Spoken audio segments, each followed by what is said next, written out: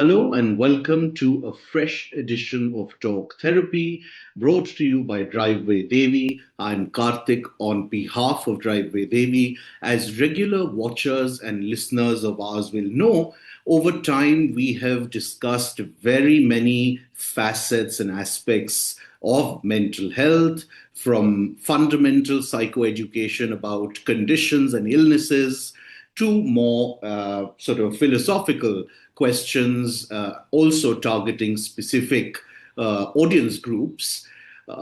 We felt that it was important simultaneously to also address a very important factor in the realm of mental health, which is the education part of it, leading to a potential career in mental health.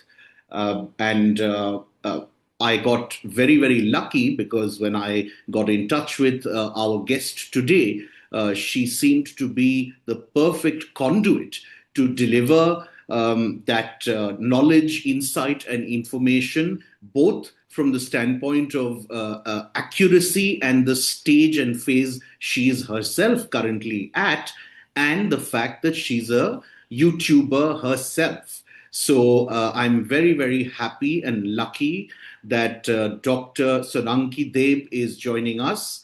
She is a second year psychiatry resident, and we're thrilled to have her. Welcome, Doctor. Hello, and thank you for such a lovely introduction. I was really enjoying listening to it. Thank you for being here, and let's get straight into it. Now, please, in your own words, will you share what you're currently doing? Okay, so I am Dr. Sunanki Deb. I am currently a second year psychiatry resident. I'm doing my residency from LGBRIMH, Tejpur, that is located in Assam. It is a psychiatry institute. So yeah, that is what 1.5 years is still left. After that, if I successfully complete it, I'll be starting my profession as a psychiatrist. So yeah, that's what is going on currently. Wonderful. You know, I sometimes joke in private circles that it should become mandatory for each family to have a mental health professional.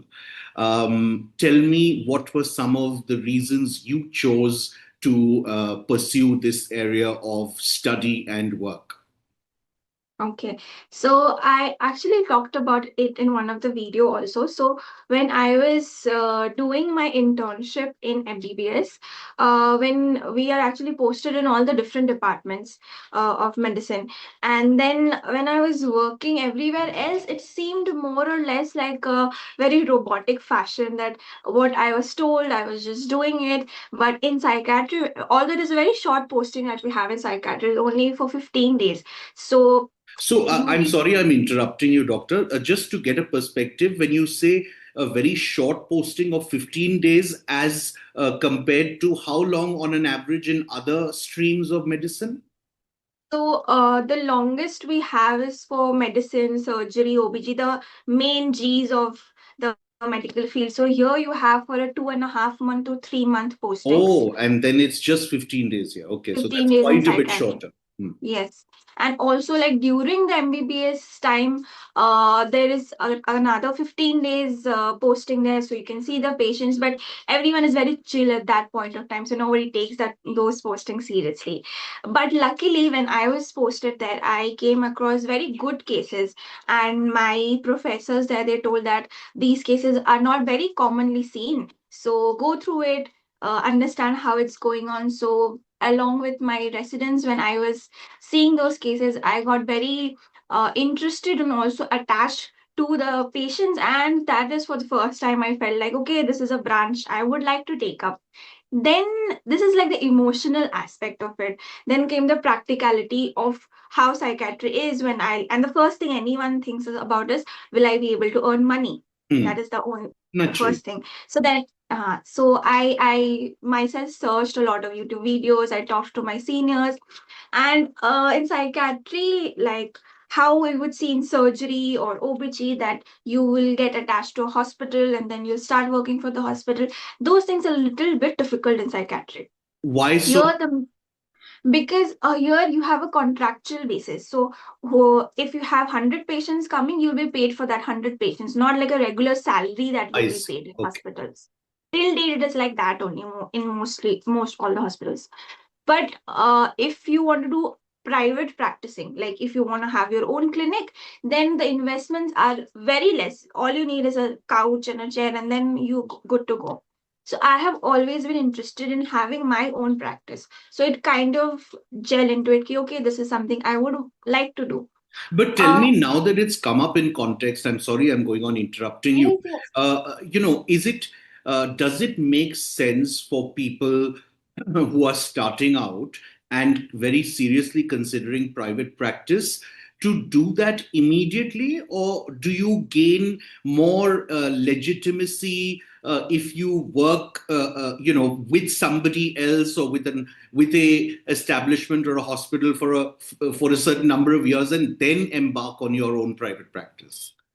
My personal suggestion would be, before going into, see, if you're doing in a government setup, so the type of medication that is used in a government setup is limited to what is being given to us by the government, Okay. right?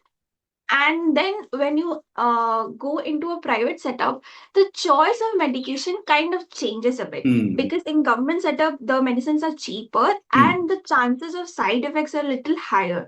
So Hmm. in those cases we are admitting the patients and we'll observe and then we'll Hmm. dispose of the medication. But in private setup you're not able to admit the patient, so you are very choosy in kind of what medication you want to give. And there are some newer medications that have come into the line which are a little bit costlier but have less chances of side effects, so Hmm. we would want to go towards that medication. But if you have not practiced beforehand, just starting it yourself in a private setup can be a little tricky. Hmm. So what our seniors tell us that always do senior residency. So after Hmm. you have completed your PG, you can do senior residency where you are yourself prescribing medications, you're checking the patients, but you're Hmm. under a institute, you have your seniors to guide you. So that can, I think, help us out a That little makes bit. so much sense. And it's such an important, it's a small but very significant detail, I think, you've shared. Is it, I have this layman's perception, it may be wrong, which is why I'm asking you. Is it true that the intake of psychiatric patients tends to be more in government hospitals, and in fact, very few private hospitals actually have a serious enough psychiatry department and inpatients of psychiatry? Yes, I do feel the same. Like if you are going to institutes that are dedicated for mental health and That's psychiatry, a separate issue. that's so you have a huge number of intake in those cases. Initially when I was doing my MBBS in that college also, the amount of bed allotted to psychiatry is very less compared to what is allotted for other departments. But I think even when I was studying, I saw a gradual increase in the number of beds that were allotted because of the awareness of mental Hmm. health and Hmm. psychiatric illness that were going on. And So yeah, that's that probably also received. I mean, it's a very terrible way of it coming about, but a disaster often leads to certain necessary corrections and developments. I suppose even after COVID, that definitely. would have sort of gone up. I'm talking typically about your, what are referred to as multi-speciality private hospitals, where again, in my observation, now I can only speak about Jaipur, that's where I live. I can tell you that amongst the many that are here now, and they're all actually fairly good hospitals, and in fact there's a certain amount of medical tourism that Jaipur has, with people coming in from the rest of the country and indeed abroad, the Middle East, etc. But even amongst these top 7 8 multi-speciality private hospitals, there are only one or two which have a serious enough and dedicated psychiatry wing, and patients getting admitted. Sure. Even like I am from Noida, Uttar Pradesh. So there also I have not seen growing up. That is one of the question my parents were asking, because we would normally go to private hospitals and they're like, I don't see psychiatrists there. So how will you fetch a job after Right, doing that. right. So that is there. Hmm. ठीक है. So that was that, and I'm sorry I interrupted you. Do you still want to add to some of your reasons for choosing psychiatry? Yeah, yeah, I think all those that's pros and cons that I think I was going through. Regarding what I mainly thought of was eliminating the other options that were there. Hmm. Hmm. So first thing that would a person sees is that a work-life balance. Sure. That's important to people, and I think if you choose the major ones like medicine, surgery, OBG, you would have a little bit difficulty in engaging in that concept, and getting into a work life balance would take a lot of time, probably in your Yes. Yes. 40s at that time. Correct. But if you come to non-clinical branches, like you have pathology, you have microbiology, all these things, those you achieve faster. But Hmm. another cons of choosing them is that you do not have a direct interaction with your patient. So Hmm. that's another thing you want to keep in mind, is whether you want to directly talk to your patients, interact with them, or you don't like that. So I was in the other category that I want to interact with my Correct. patients. Correct. Yeah, that's again a very valid point. Would it also be true to some extent that in spheres and streams such as pathology, where essentially it's a fairly isolated job, and you're certainly not interacting with the patients, that the personnel engaged in these streams and departments also tend to be paid a little less? I think it depends. I think one of my family members are in pathology, and I think she is doing amazing in that field. So it depends upon which field you are choosing and your capability of working hard. Of It can course, be and in any branch. I think specifically in pathology, one has countless numbers of examples of then pathologists who've gone on to open their own diagnostic centers, and then we all know what happens then. Now, again, from a layman's perspective, there is this thing called bedside manner. And whenever we go to any doctor, whether it's for a physical ailment or whatever, oftentimes you hear na that wo to baaton se hi theek kar deta hai, and those kinds of things. And I think that it's fair to say that a lot of how a medical professional handles and gives care and gives advice and goes through that process of consultation has and can have a very embalming effect on the patient, or do the opposite if he or she is a bit abrasive and brash. The reason I'm sharing this context is that, particularly to get into psychiatry and be an effective doctor in that realm, are there any specific personality traits or attributes you feel might be useful? I think for the personality aspect, mainly what people talk is about is if you are very extroverted or you're introverted, and how you want to interact with the patients.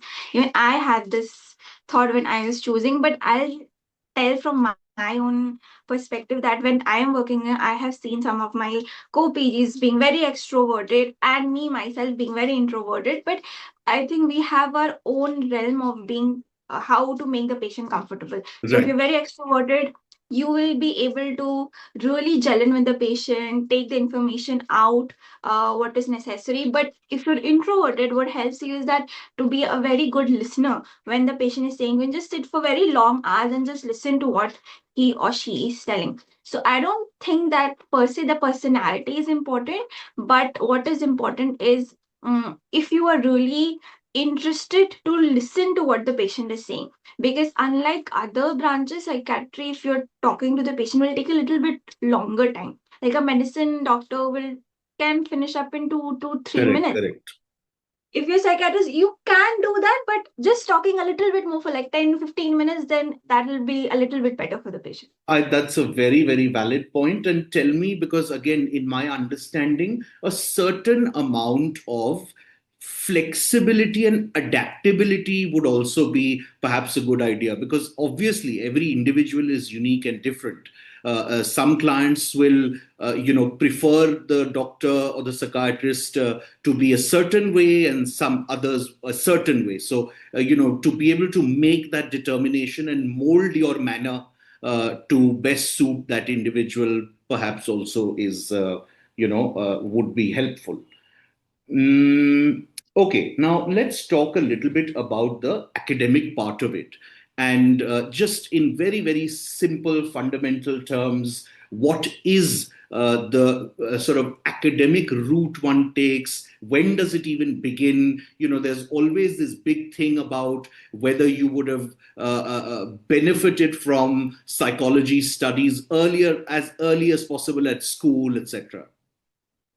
So, if you want to enter into the medical field, let's start from there. So, you have to have PCB, that is physics, chemistry, biology in your 11, 12. I had psychology as an extra subject when I was in 11, 12, but that is absolutely not necessary. It was not with the intention that I want to take up psychiatry later on. I had Hmm. no idea at that Right. point of time. So, when you have those three subjects, you will give your NEET UG after your 12th. So, all these three subjects will be tested.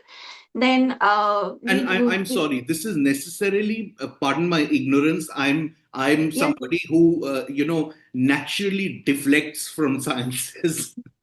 So I have zero knowledge. It's PCB, and obviously, N is also necessary, right? maths. Hmm. No, no, it's not necessary. Like, Okay, but don't yeah, most people end up taking it? yes, they do because most of the schools are not offering just PCM or PCB. That's why they Ah, take up PCMB. So I oh, had only PCB. I had okay. absolutely no interest in taking up maths. So Hmm. that's why I went to that. Okay. So yes, again then NEET UG once you have gotten into your college. So MBBS is for 5.5 years. You have 4 years of studying. First year and final year are the one in which you'll be giving exams for passing and failing. Other second year, third year, they're going to pass you like that only. Final year exams are obviously they are the most dreadful things someone will come across. Then last year is your internship. 1 year you will be working in all the different departments. That is the time most of the people decide what they want to do. Hmm. Then after internship, you will be giving your NEET PG exam. So in NEET PG exam, again, all these subjects, you have 18 subjects which you have studied. Those 18 subjects will be tested. This NEET PG is around of 800 marks. So again, if you have scored decently, you will be undergoing counseling where you have to choose which department you want to work in, which state, college you want to choose, and then you enter into the college. And Um, again, PG is for 3 years. 3 years. So Okay. Strictly speaking, or rather, I should say, legally speaking, in our country, is a plain MBBS allowed to prescribe psychiatric medication? yes, they are allowed. Once you've started MBBS, you can prescribe any medicine if you want to. But I don't think so it'll be a good idea to prescribe. Some medications, yeah, okay. But if you're really dwelling into major psychiatric illnesses, then I don't think so. It's a good idea. It's always good to refer the cases. Any, again, on this entire arduous and long academic journey, any, pointers that you would like to share in terms of, acha, these one or two things might be very useful, and avoid these one or two things? I think when we are preparing for NEET UG, that time we are like 17, 16, 17, 18 years old. We don't really know how to go about such major exams. So finding a good teacher or a senior who can really guide you through the process can be of a major help. And I think that other day, one of the student contacted me and she said that she has been giving the exam for 4 to 5 years. She's really depressed. She doesn't know how to proceed with it. My personal experience or suggestion, I would say, is that these are just exams, be it NEET UG, be it PG, just exams to qualify. The journey ahead is very long. It has its own struggles.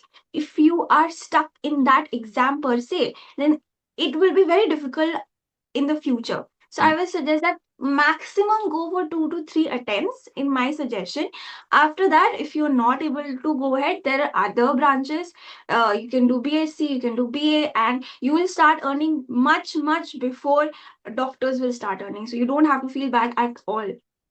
Very, very valid point. Now, but you've kind of preempted my next question, which is that not only are the exams themselves cause of a lot of distress and sleepless nights, in many cases in India, in South Asia generally, I would say that stress gets compounded by a huge, unquantifiable, almost expectation from family and society on that particular individual.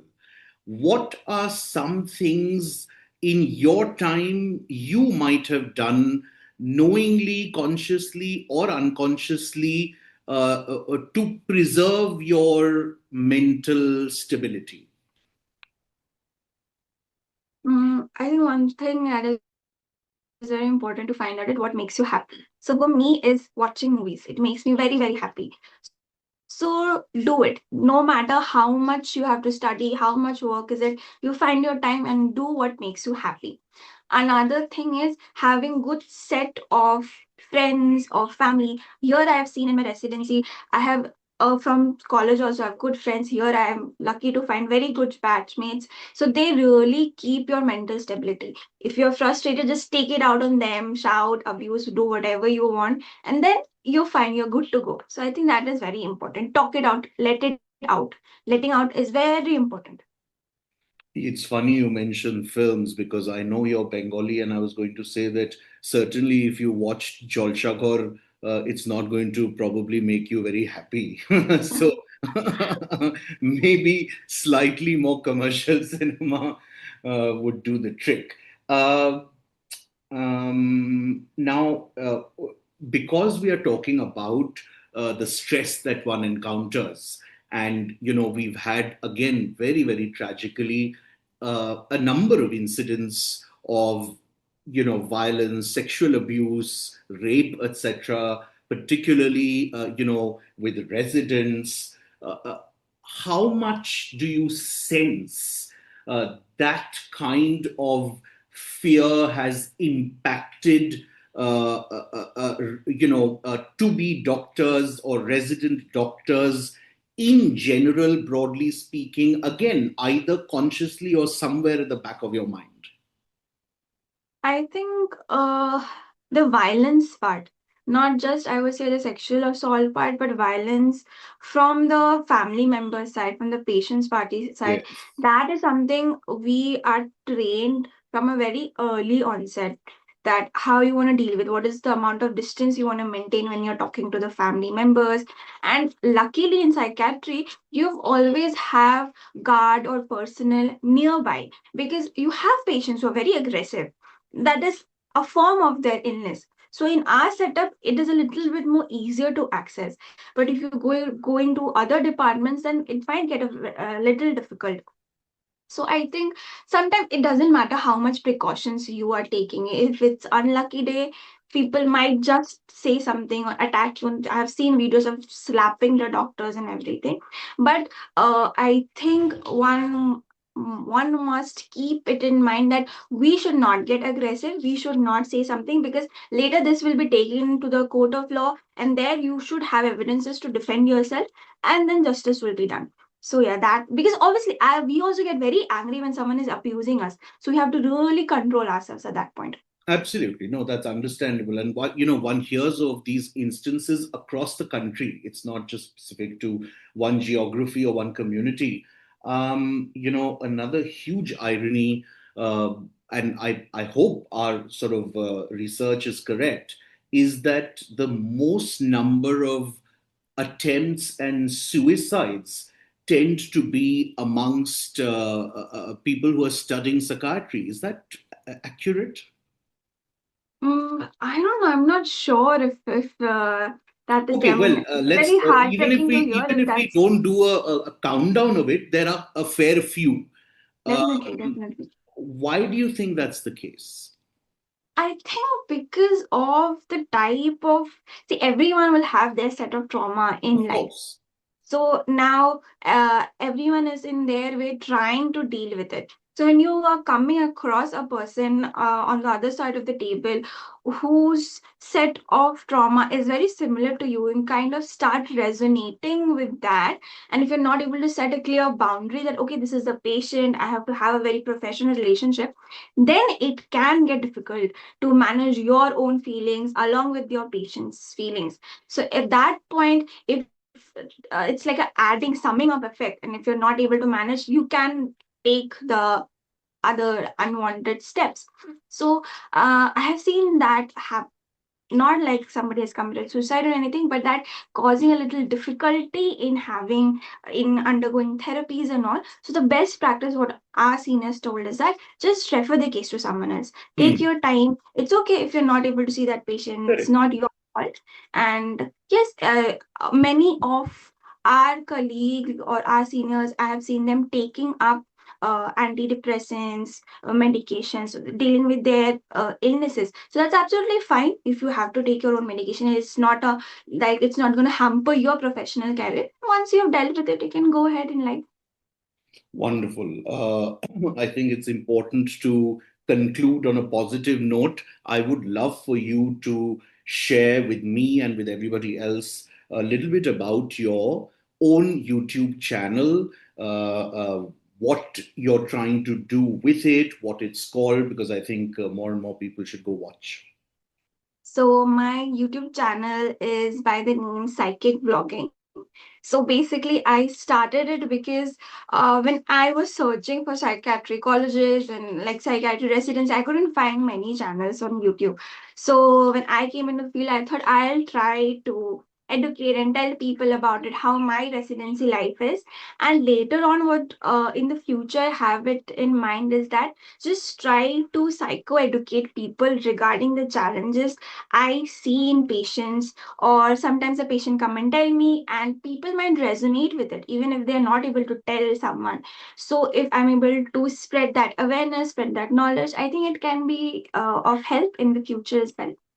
Absolutely. Of course, what you may discuss down the line in terms of patient interventions will be valuable. But I think what's to me even more significant is the fact that, as you very rightly said, there's pretty much nobody and no resource who's currently studying the subject at your stage, who also is a source of information relating to your studies, your life, what you're going through, etc. And I think that's very, very significant, and which is what I was really sort of captivated by when I came across your profile. So I would encourage all our viewers and listeners and watchers to go check out Dr. Sananki's YouTube channel. It's really, really useful, but in a very sort of non preachy way. So that's a wonderful sort of task, additional task you're performing. I don't know how you find the mental capacity or the physical time to do this along with your studies, but kudos to you. And thank you very much for what's been an extremely insightful conversation. I'm sure people will derive a lot of information from it. I certainly have. And we wish you the very, very best in Thank your you. studies ahead and subsequent career. Thank you.